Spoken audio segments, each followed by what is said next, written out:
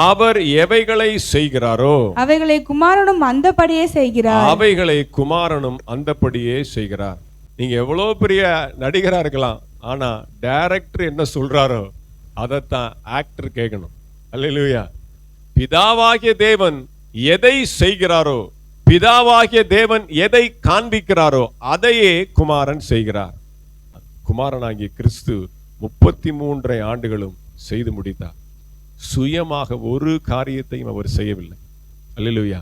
அவருக்குள் பிழைத்திருக்கிறேன், அவருக்குள் இருக்கிறேன், அவருக்குள் அசைகிறேன்.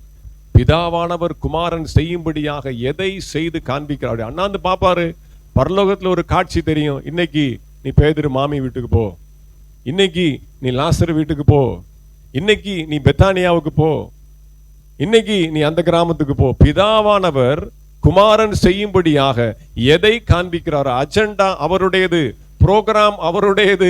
காலையில எங்க போகணும், மத்தியானம் எங்க போகணும், எங்க சாப்பிடணும், எங்க தூங்கணும், எல்லா அஜெண்டா, எல்லா புரோகிராம் லிஸ்டும் பிதாவாகிய தேவன் குமாரனுக்கு போட்டு கொடுக்கப்பட்டது.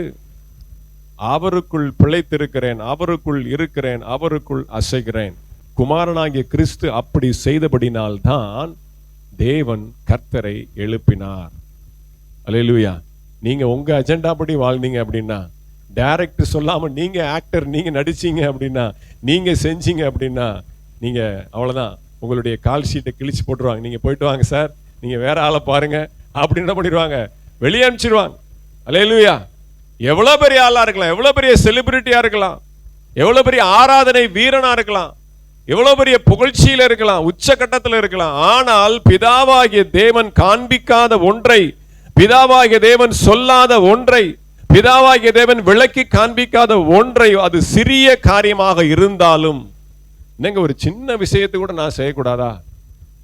இந்த சின்ன விஷயத்தை செய்யக்கூட எனக்கு அதிகாரம் இல்லையா? இல்லை. நான் கிறிஸ்துவுக்குள் பிழைத்திருக்கிறேன், நான் தேவனுக்கென்று பிழைத்திருக்கிறேன். நான் பிழைத்திருப்பது நான் அல்ல, என்னுடைய சரீரம் பிழைத்திருக்கல, இந்த சரீரத்தில் கிறிஸ்து பிழைத்திருக்கிறார்.